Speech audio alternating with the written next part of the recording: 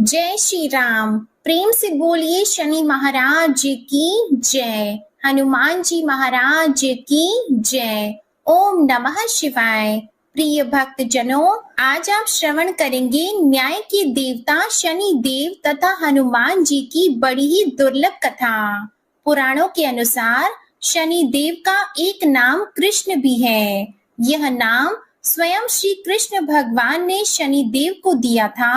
आज के दिन जो भी मनुष्य इस व्रत को करता है या कथा का श्रवण करता है, तो उन भक्तों पर शनि देव के साथ साथ हनुमान जी की कृपा भी प्राप्त होती है, क्योंकि शनि दोष से परेशान मनुष्य इस दिन हनुमान जी की कथा को सुनने तथा भजन कीर्तन करने से उनकी सभी प्रकार के ग्रह और साढ़े साती ढैया समाप्त हो जाती है और साथ ही शनिदेव की कृपा से भक्तों को रोगों से मुक्ति मिलती है। तो प्रिय भक्त जनों, आइए श्रवण करते हैं दुख दारिद्र्य को दूर करने वाली शनि देव की बड़ी ही दुर्लभ कथा।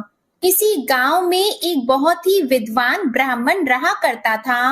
एक दिन रात्रि में उसने सपने में देखा कि एक नीला वस्त्र पहने हुए बहुत ही दिव्य पुरुष उसे कह रहा है कि हे ब्राह्मण देवता, मैं तुझे लगूंगा। अब देखिए, यह सपना उस ब्राह्मण को रोज दिखाई देता। इससे वह परेशान हो गया और दुबला पतला होने लगा। उसका स्वास्थ्य बहुत ही गिरने लगा।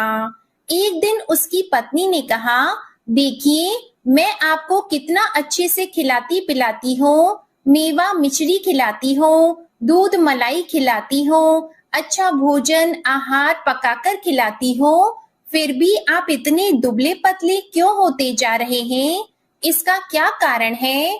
प्रिय भक्त जनों, उस ब्राह्मण ने अपनी पत्नी से अपना सारा हाल बताया कि मेरे सपने में एक नीले कपड़े पहने हुए बहुत ही दिव्य पुरुष आते हैं। वे मुझसे कहते हैं कि हे ब्राह्मण, मैं तुझे लगूंगा। अब यही सोचकर मुझे भूख प्यास नहीं लगती, मैं दुबला होता जा रहा हूँ। तब ब्राह्मणी ने कहा, हे पतिदेव, मुझे लगता है कि आपको शनि भगवान दर्शन देते हैं। आपके ऊपर शनि की दशा शुरू होने वाली है, इसलिए आपको वे सचेत करते हैं। अवश्य ही वे शनि महाराज हैं। अब की बार जब दिखें तो आप उनसे कहिएगा कि आप मुझे सिर्फ सवा पहर ही लगना। प्रिय भक्त जनों, उसी दिन जब रात्रि होती है तो ब्राह्मण फिर से सोता है और उसके सपने में शनि भगवान दर्शन देते हैं और कहते हैं, हे ब्राह्मण, आज मैं तुम्हें लगूंगा। तब ब्राह्मण ने कहा, हे भगवान, यदि आप लगना ही चाहते हैं तो लग जाइए, लेकिन यह बताइए भगवान, आप कितने दिनों के लिए लगोगे? तब शनि देव ने कहा, हे ब्राह्मण, तुम्हारे ऊपर साढ़े साती शुरू होने वाली है, मैं तुम पर 7.5 साल के लिए लगूंगा। तब ब्राह्मण ने कहा, क्षमा कीजिए भगवान, इतना भारी तो मुझसे झेला नहीं जाएगा, 7.5 साल बहुत है भगवान। तब शनि देव बोले, अच्छा 5 वर्ष के लिए लगूंगा। तब ब्राह्मण ने कहा, शनि महाराज, यह भी मेरे लिए ज्यादा है। शनि भगवान बोले, तो ठीक है, 2.5 साल का लग जाओ। ब्राह्मण ने फिर मना कर दिया। तब शनि देव कहने लगे, सवा पहर का लगूंगा तो ठीक रहेगा। प्रिय भक्त जनों, उसे सवा पहर की शनि की दशा लग गई। ब्राह्मण ने नींद से उठते ही अपनी पत्नी से कहा, देखो, मेरे सवा पहर की शनि की दशा लगी है, इसलिए मैं जंगल जाकर समय बिताऊंगा। तुम मेरे खाने पीने का सारा सामान बांध दो और मेरे पीछे किसी से लड़ना मत, घर में बैठी रहना, बच्चों को भी कहीं मत जाने देना और इस सवा पहर में किसी को गाली भी मत सुनाना। ऐसा कहकर ब्राह्मण अपने घर से जंगल की ओर चल दिया। जंगल में ब्राह्मण एक पीपल के पेड़ के नीचे बैठ गया और हनुमान जी का पाठ करने लगा। एक पहर बीत गया तो ब्राह्मण ने सोचा, बाकी का समय तो रास्ते में ही बीत जाएगा। सुबह वहां से चल दिया और रास्ते में चलते हुए उसे एक सब्जी मंडी दिखाई दी। उसने सब्जी मंडी में से एक बड़ा सा कद्दू खरीदा। कद्दू खरीदकर अपनी चादर में लपेटकर वहां से चल दिया। तभी रास्ते में शनि महाराज एक साधु का वेश बदलकर उसके पास आते हैं और कहते हैं, तुम्हारे चादर में क्या है? ब्राह्मण ने कहा, हे साधु महाराज, मेरी इस चादर में तो कद्दू है। साधु ने कहा, अच्छा कद्दू है तो दिखाओ। जब ब्राह्मण ने अपना चादर दिखाया तो आश्चर्य, उसमें तो उस राज्य के राजा के बेटे का कटा हुआ सर था। यह देखते ही साधु महाराज, जो कि शनिदेव थे, उस ब्राह्मण को लेकर राज दरबार में पहुंच गए और राजा से कहने लगे, महाराज यह देखिए, यह दुष्ट दुराचारी आपके पुत्र की हत्या करके उसके सिर को काट के अपने चादर में लेकर घूम रहा था, इसे आप दंड दीजिए। प्रिय भक्त जनों, राजा ने जब सुना कि उस ब्राह्मण ने उसके पुत्र को मार दिया है, राजकुमार की हत्या कर दी है, तब राजा बहुत ही क्रोधित हुआ। उसने कहा, मुझे मत दिखाओ, मुझसे यह सब कुछ देखा नहीं जाएगा। हे सैनिकों, तुम इसे तुरंत ले जाओ और इसे सूली पर चढ़ा दो। जब नगर में यह समाचार कि राजा के पुत्र का सिर कट चुका है, एक ब्राह्मण ने उसकी हत्या कर दी है, तो नगर में हाहाकार मच गया और उस ब्राह्मण को सैनिक सूली पर चढ़ाने के लिए ले गए। जब फांसी पर चढ़ाने ही वाले थे, तब जैसा कि नियम होता है, मरने वाले से उसकी अंतिम इच्छा को पूछा जाता है, तो सैनिकों ने भी ब्राह्मण के अंतिम इच्छा को पूछा। सैनिकों ने कहा, हे ब्राह्मण, बताओ तुम्हारी अंतिम इच्छा क्या है? भक्तजनों, ब्राह्मण ने सोचा कि यदि किसी प्रकार कुछ समय तक के लिए फांसी रुक जाए तो शनि की दशा का 1.25 पहर पूरा हो जाएगा। यह सोचकर उसने कहा, भाई, मैं बचपन से नित्य बालाजी की कथा कहता और सुनता आया हूँ। आज मरने से पहले अंतिम बार कथा कह लेने दो। अब क्या था? फांसी देने वाले सैनिकों ने उसकी आखिरी इच्छा पूर्ण होने तक फांसी को रोक दिया। कहानी कहते कहते 1.25 पहर पूरा हो गया। शनि की दशा खत्म हो गई। अब इधर देखिए, राजा का जो पुत्र था राजकुमार, वह जंगल से शिकार खेलकर वापस राजमहल में आ गया। राजमहल में राजकुमार को देखते ही राजा बड़ा ही प्रसन्न हुआ, लेकिन मन ही मन उसे डर भी लगा, यदि उस निर्दोष ब्राह्मण को फांसी चढ़ा दिया गया होगा तो ब्राह्मण हत्या का दोष लग जाएगा। अब क्या था? राजा ने 2 घुड़सवार को जल्दी से फांसी घर की तरफ दौड़ाया और ब्राह्मण को आदर सहित दरबार में आने का हुक्म दिया। ब्राह्मण राज दरबार में उपस्थित हुआ तो राजा ने क्षमा याचना मांगते हुए कहा कि आपके बगल में जो चादर है उसे खोल कर दिखाओ। राजा की आज्ञा के अनुसार ब्राह्मण ने चादर खोली तो उसमें कद्दू था। राजा ने ब्राह्मण को बहुत सा धन दिया और पूछा, हे ब्राह्मण देवता, मुझे यह समझ में नहीं आया, इस सब के पीछे रहस्य क्या है? यह सब क्यों हुआ? आखिर यह सब था क्या? तब ब्राह्मण ने कहा, हे महाराज, मुझे 1.25 पहर की शनि की दशा लगी थी, इसलिए यह सब कुछ हुआ। राजा ने कहा, हे ब्राह्मण, शनि देव की दशा किस प्रकार टलती है? ब्राह्मण ने कहा, हे राजन, यदि राजा या सेठ को यह दशा लगती है तो काला हाथी या काला घोड़ा दान करना चाहिए। गरीब को शनि की दशा लगती है तो पीपल की पूजा करनी चाहिए और शनि की कहानी सुननी चाहिए। तिल, तेल और काला उड़द आदि का दान करें। काले कुत्ते को तेल चुपड़ी रोटी खिलाएं तो शनि की दशा उतर जाएगी। अब देखिए, राजा ने उस ब्राह्मण को कद्दू वापस किया। अब घर आकर ब्राह्मण ने कद्दू अपनी पत्नी को दिया। जब उसकी पत्नी ने सब्जी बनाने के लिए उस कद्दू को काटा तो उसके बीजों की जगह हीरे मोती निकलने लगे। तब ब्राह्मणी ने पूछा, हे पतिदेव, यह सब क्या है? इसमें से हीरे मोती कैसे निकल रहे हैं? इसे कहाँ से लाए हैं आप? तब ब्राह्मण ने कहा, हे प्रिय, जब शनि की दशा लगी थी तो यह कद्दू कुंवर का सिर बन गया था, और जब दशा उतरी है तो शनि महाराज ने कैसे निहाल कर दिया, हमें माला माल कर दिया। हे शनि देवता, जैसे ब्राह्मण को शनि की दशा लगी वैसे किसी को भी शनि की दशा ना लगे। जैसे ब्राह्मण को धन दौलत मिला वैसे सबको धन दौलत मिले। कथा कहानी कहते सुनते हुंकार भरते सबको मिले। बोलिए श्री शनि देव की जय। ओम नमः शिवाय। प्रिय भक्त जनों, आइए अब सुनते हैं भगवान शनि देव की दूसरी कथा। यह कथा सुनने से भक्तों को मनोवांछित फल की प्राप्ति होती है। नर्मदा नदी के किनारे एक गांव में बहुत ही बड़े साहूकार का परिवार निवास करता था। साहूकार की मृत्यु हो चुकी थी। घर में साहूकारनी और उसके 2 बेटे, एक बड़ी बहू थी। साहूकारनी का छोटा बेटा मानसिक रोग से ग्रस्त था। उसकी मानसिक स्थिति ठीक नहीं थी। साहूकारनी की बड़ी बहू तारा को विवाह के कई वर्ष बीत गए थे, पर अभी तक उसे संतान नहीं हुई थी। तारा को सदैव यही भय था कि कहीं उसके पति संतान पाने के लिए दूसरा विवाह ना कर ले। यदि उसके पति ने दूसरा विवाह कर लिया तो उसे सौतन का दुख सहना पड़ेगा।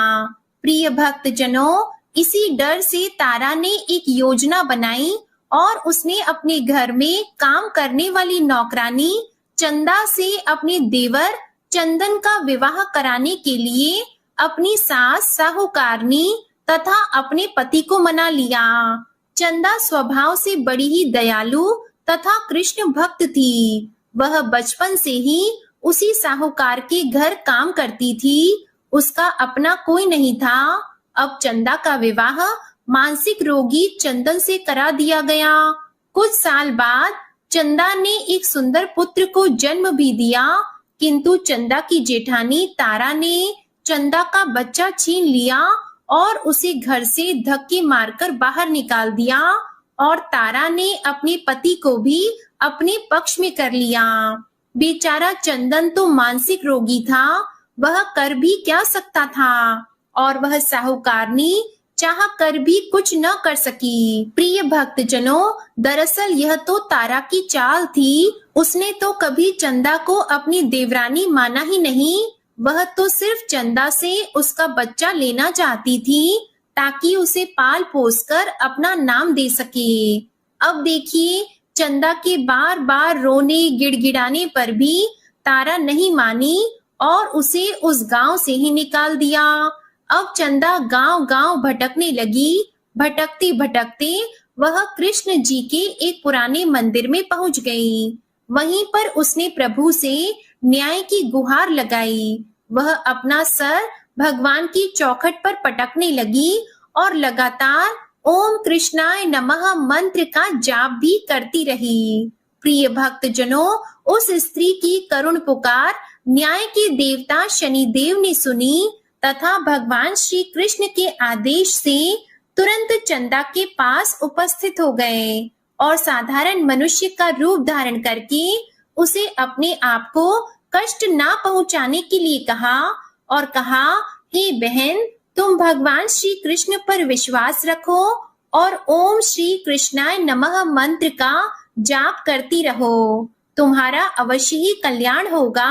तुम्हारे जो भी दुख हैं सब भगवान श्री कृष्ण हर लेंगे और शनिदेव की कृपा से तुम्हारा मंगल होगा। यह सुनकर चंदा भगवान श्री कृष्ण की आराधना में लग जाती है और शनिदेव का ध्यान करते हुए ओम कृष्णाय नमः मंत्र का जाप करने लगी। अब शनिदेव एक साधु का वेश बदलकर साहूकार के घर पहुंच गए और अलख निरंजन का अलख जगाने लगे। तब घर से बाहर साहूकारनी निकली और उसने भिक्षा देकर उन्हें प्रणाम किया। तब साधु रूपी शनिदेव ने कहा, हे देवी, मैंने सुना है आपके घर में कोई मानसिक रोगी है। मैंने 7 सालों से हिमालय के जंगलों में भटकते हुए बहुत ही दुर्लभ जड़ी बूटी इकट्ठी की है जो हर प्रकार के रोगों को समाप्त कर देती है। यदि आप कहें तो मैं आपके घर के मरीज को ठीक कर सकता हूँ।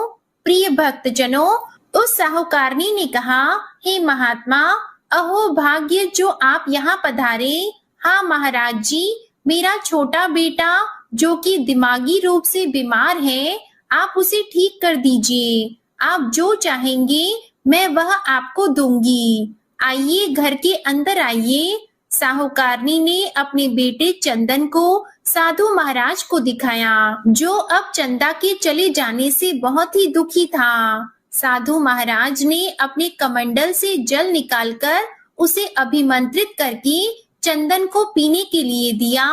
उस जल को पीते ही चंदन बिल्कुल ठीक हो गया और साधु महाराज ने तारा को भी बहुत समझाया कि वह चंदा का बच्चा उसे वापस कर दे और अपनी गलती को स्वीकार कर ले, किंतु नहीं मानी।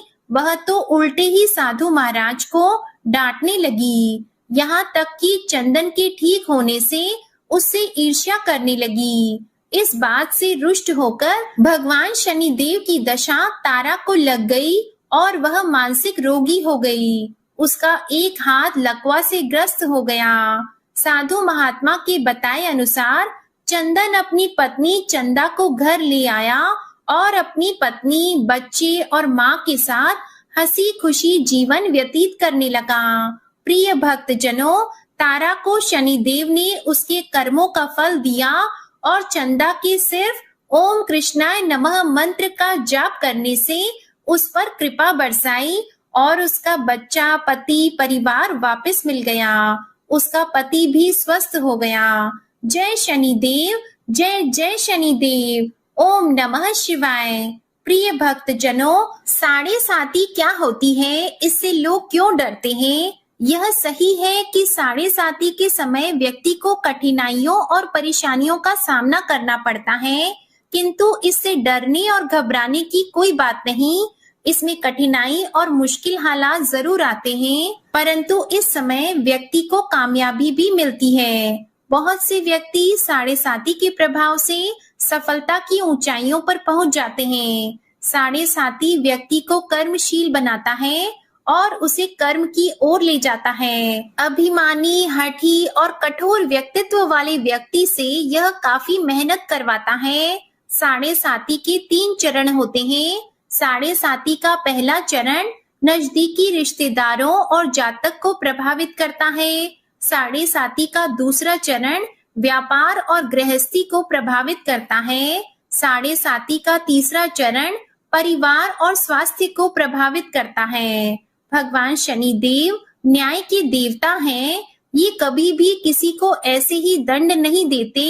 यदि दंड देते हैं तो उसे उसके साथ बहुत ही बड़ी शिक्षा भी देते हैं। जैसे एक माता अपने पुत्र की गलती पर उसे दंड देती है, उसकी भलाई के लिए, उसे सही मार्ग पर जाने के लिए, ठीक वैसे ही शनिदेव कर्म और न्याय के पथ पर चलने के लिए मनुष्य को दंड देते हैं, ताकि वह डरकर आगे ऐसा कार्य ना करे और अपने जीवन को सरल और सार्थक बनाएं। भगवान शनिदेव तो न्याय की मूर्ति हैं। इनकी पूजा और भक्ति करके व्यक्ति धन ऐश्वर्य से संपन्न हो जाता है और सफलता की नई ऊंचाइयों को छूता है, जीवन में तरक्की करता है, घर में सुख समृद्धि वैभव का आगमन होता है और व्यक्ति का जीवन बड़ा ही सुखमय हो जाता है। शनिदेव भगवान को प्रसन्न करने के लिए शनिवार के दिन पीपल के पेड़ के नीचे शाम को दिया अवश्य जलाएं और कुत्ते को तेल से चुपड़ी रोटी खिलाएं। शनिवार को जल में तिल डालकर पीपल को चढ़ाएं। इससे शनिदेव अत्यंत प्रसन्न होते हैं और ओम कृष्णाय नमः महामंत्र का जाप भी करें। ओम गंग गणपतये नमः। अब सुनिए हनुमान जी की कथा। पौराणिक कथा के अनुसार बहुत समय पहले की बात है, एक साहूकारनी थी, उसका बेटा और बहू थे। पति की मृत्यु युवावस्था में ही हो गई थी और इस तरह उस साहूकारनी का रोज का नियम था, वह हनुमान जी के मंदिर में जाती और साथ में हलवा, पूरी और चूरमा बनाकर ले जाती और हनुमान जी से कहती, कांधे सोटो लाल लंगोटो, हनुमान जी खायो चूरमे और रोटी। मैंने तुम्हें दिया जवानी में, तुम मुझे देना बुढ़ापे में। अब क्या था, पूजा करने के बाद वह साहूकारनी अपने घर आई तो उसकी बहू बोली, सासू जी तुम चूरमा रोटी लेकर कहाँ जाती हो रोज? वह साहूकारनी बोली, मैं बालाजी के मंदिर में जाती हूँ। वह बोली, मंदिर में तो नहीं जाती हैं आप, हमें तो लगता है आप अपने खाने के लिए रोज चूरमा और हलवा बनाती हैं और चोरी चुपके जाकर कहीं खा लेती हैं। प्रिय भक्तजनों, सास अपनी बहू की बातें सुनती है तो भी कुछ नहीं बोलती और उसका मन बड़ा ही दुखी होता है। उसे यह दुख होता है कि वह भगवान की भक्ति करती है और उसकी बहू उसे चटोरी कह रही है। अब क्या था, दुख के मारे वह जाकर अपने कमरे में सो जाती है। सोते सोते 5 दिन हो गए। हनुमान जी सपने में आए और बोले, हे साहूकारनी, तूने तो जवानी में दिया है, मैं तुझे बुढ़ापे में देता हूँ। साहूकारनी बोली, हे हनुमान जी, आज तो आप मुझे खाने के लिए दे देंगे, लेकिन रोज कौन देगा? हनुमान जी बोले, हे साहूकारनी, मैं तुम्हें रोज दूंगा। अब क्या था, हनुमान जी की महिमा देखिए, उन्होंने साहूकारनी के लिए चूरमा रोटी हलवा पूरी दिया। साहूकारनी चुपचाप चूरमा रोटी खा लेती है। इसी प्रकार 5-6 दिन बीतते हैं और धीरे धीरे बहू के घर में से अचानक अनाज इत्यादि खत्म होने लगते हैं। उसके पास कुछ नहीं रहता, सब चीज में घाटा पड़ गया। बहू ने सोचा, सास को 7 दिन हो गए हैं, मैंने तो उन्हें खाने को कुछ दिया भी नहीं, देखूं तो कैसी है। अब देखिए, बहू अपनी सास के कमरे में जाकर देखती है तो उसने क्या देखा कि उसकी सास तो अच्छी भली मोटी ताजी है। बहू बोली, सासू जी, मैंने तुम्हें खाने को भी नहीं दिया और तुम क्या खाती हो, इतनी स्वस्थ और मोटी ताजी हो। सास बोली, मुझे तो हनुमान जी मीठी मीठी हलवा और रोटी दे जाते हैं, मैं वही खाती हूँ। अब क्या था, बहू सास के पैर में गिर गई, उसे पछतावा हुआ। वह बोली, हे सासू माँ, हम तो तुम्हारे भाग्य का खाते हैं, हमारे घर में तो कुछ भी नहीं रहा। मैंने आपको खाना नहीं दिया, मैंने आपकी भक्ति को झूठा समझा, आपको चटोरी समझा, इसलिए भगवान ने मुझे दंड दिया। 7 दिन के अंदर ही हमारे घर से अनाज धन इत्यादि समाप्त हो गया। हे सासू माँ, अब आप ही सब कुछ संभालो, मुझे आपकी भक्ति पर विश्वास हो गया। आपने हनुमान जी को भोग लगाया जवानी में और हनुमान जी ने आपको वही भोग बुढ़ापे में लौटाया है। आपका पेट भरा, हनुमान जी की महिमा अपार है, कोटि कोटि प्रणाम है। प्रिय भक्तजनों, अब क्या था, उस सास ने खुशी खुशी घर की सारी जिम्मेदारी संभाल ली और सास यानी कि वह साहूकारनी हनुमान जी को रोज चूरमा रोटी हलवा पूरी खिलाया करती, हलवा पूरी चढ़ाया करती थी। फिर घर में बहुत बरकत हुई और खूब धन धान्य आने लगा। हे हनुमान जी महाराज, हे बालाजी महाराज, जैसे आपने उस साहूकारनी को दिया वैसा सबको देना, सबके घर में अन्न धन के भंडार भरे रखना, सबका भला और मंगल करना। इस कथा कहानी को कहने सुनने वाले तथा हुंकारा भरने वाले सभी को देना। बजरंग बली हनुमान जी की जय। ओम नमः शिवाय। प्रिय भक्तजनों, दूसरी कथा है मंगल देवता की कथा। एक नगर में एक वृद्धा रहती थी, उसका एक ही पुत्र था। उस वृद्धा की हनुमान जी पर बहुत गहरी आस्था थी। वह हर मंगलवार का व्रत रखती थी और हनुमान जी की पूजा आराधना करती थी। एक बार हनुमान जी ने अपनी भक्तिनी उस वृद्ध महिला की श्रद्धा का परीक्षण करने का विचार किया। हनुमान जी साधु का वेश धारण कर वृद्धा के घर गए और पुकारने लगे कि है कोई हनुमान भक्त जो हमारी इच्छा पूर्ण करे। तब आवाज उस वृद्धा के कान में पड़ी। पुकार सुनकर वृद्धा जल्दी से बाहर आई और साधु को प्रणाम कर बोली, आज्ञा महाराज। हनुमान वेशधारी साधु बोले, मैं भूखा हूँ, भोजन करूंगा, तुम थोड़ी सी जमीन लीप दो। वृद्धा दुविधा में पड़ गई। अंततः हाथ जोड़कर बोली, महाराज, लीपने और मिट्टी खोदने के अतिरिक्त आप कोई दूसरी आज्ञा दें, मैं अवश्य पूर्ण करूंगी। साधु ने 3 बार प्रतिज्ञा कराने के बाद कहा, तू अपने बेटे को बुला, मैं उसकी पीठ पर आग जलाकर भोजन बनाऊंगा। यह सुनकर वृद्धा घबरा गई, परंतु वह प्रतिज्ञाबद्ध थी। उसने अपने पुत्र को बुलाकर साधु को सौंप दिया। साधु वेशधारी हनुमान जी ने वृद्धा के हाथों से ही उसके पुत्र को पेट के बल लेटाया और उसकी पीठ पर आग लगवा दी। आग जलाकर दुखी मन से वृद्धा अपने घर में चली गई। इधर भोजन बनाकर साधु ने वृद्धा को बुलाकर कहा कि उनका भोजन बन गया है, तुम अपने पुत्र को पुकारो ताकि वह भी आकर भोग लगा ले। इस पर वृद्धा बोली, उसका नाम लेकर मुझे और कष्ट न दें। लेकिन जब साधु महाराज नहीं माने तो वृद्धा ने अपने पुत्र को आवाज लगाई। वह अपनी माँ के पास आ गया और अपने पुत्र को जीवित देखकर वृद्धा को बहुत आश्चर्य हुआ। वह साधु के चरणों में गिर पड़ी। तब हनुमान जी अपने वास्तविक रूप में प्रकट हुए और वृद्धा को भक्ति का आशीर्वाद दिया। तो प्रेम से बोले, शंकर भगवान की जय हो, बजरंग बली की जय हो। प्रिय भक्त जनों, अब सुनिए हनुमान जी की तीसरी कथा। पौराणिक कथा के अनुसार ऋषि नगर में केशवदत्त नामक एक ब्राह्मण अपनी पत्नी सावित्री के साथ रहते थे।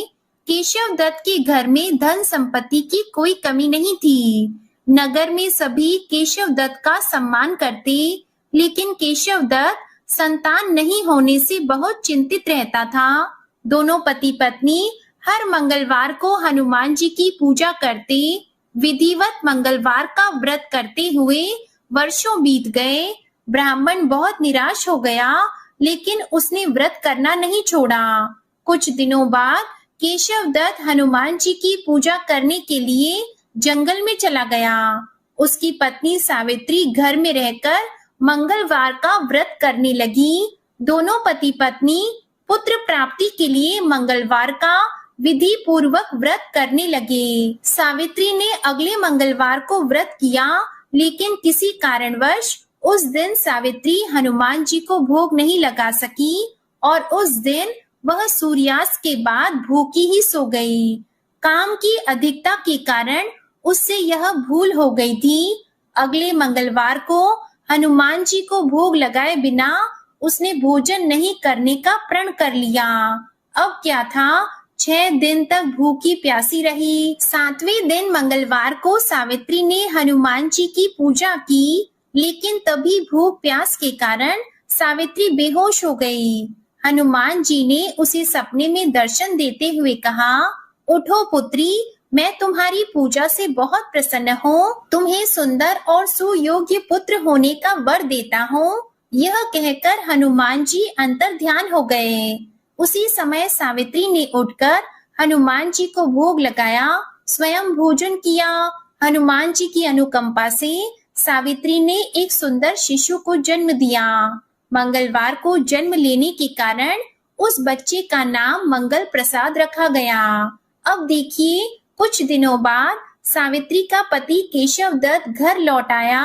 उसने मंगल प्रसाद को देखा तो सावित्री से पूछा, यह सुंदर बच्चा किसका है? सावित्री ने प्रसन्न होते हुए कहा कि मुझे हनुमान जी ने दर्शन दिए हैं और पुत्र प्रदान करने की सारी कथा अपने पति से कह सुनाई। लेकिन केशवदत्त को उसकी बातों पर विश्वास नहीं हुआ।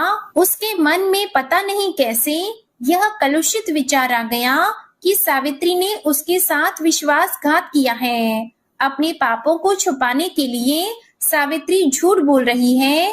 केशवदत्त ने उस बच्चे को मार डालने की योजना बनाई। एक दिन केशवदत्त स्नान करने के लिए कुएं पर गया। मंगल प्रसाद भी उसके साथ था। केशवदत्त मौका देखकर मंगल देव को कुएं में फेंक दिया और घर आकर बहाना बना दिया कि मंगल तो कुएं पर मेरे साथ पहुंचा ही नहीं। केशव दत्त के इतना कहने के ठीक बाद मंगल दौड़ता हुआ घर में आ गया। केशव दत्त मंगल को देखकर बुरी तरह हैरान हो गया। उसी रात हनुमान जी ने केशव दत्त को सपने में दर्शन देते हुए कहा, हे केशव दत्त, तुम दोनों के मंगलवार के व्रत करने से प्रसन्न होकर पुत्र जन्म का वरदान मैंने दिया था, फिर तुम अपनी पत्नी पर शक क्यों करते हो? उसी समय केशव दत्त ने अपनी पत्नी सावित्री को जगाकर उससे क्षमा मांगते हुए स्वप्न में हनुमान जी के दर्शन की सारी कहानी सुनाई। केशव दत्त ने अपनी बेटे को हृदय से लगाकर बहुत प्रेम किया। उस दिन के बाद सभी आनंद पूर्वक रहने लगे। मंगलवार का विधिवत व्रत करने से केशव दत्त के सभी कष्ट दूर हो गए। इस तरह से जो भी स्त्री पुरुष विधिवत मंगलवार का व्रत करके व्रत कथा सुनते हैं, हनुमान जी उनकी सभी कष्ट दूर करके घर में धन संपत्ति का भंडार भर देते हैं, शरीर के सभी रोगों को नष्ट कर देते हैं।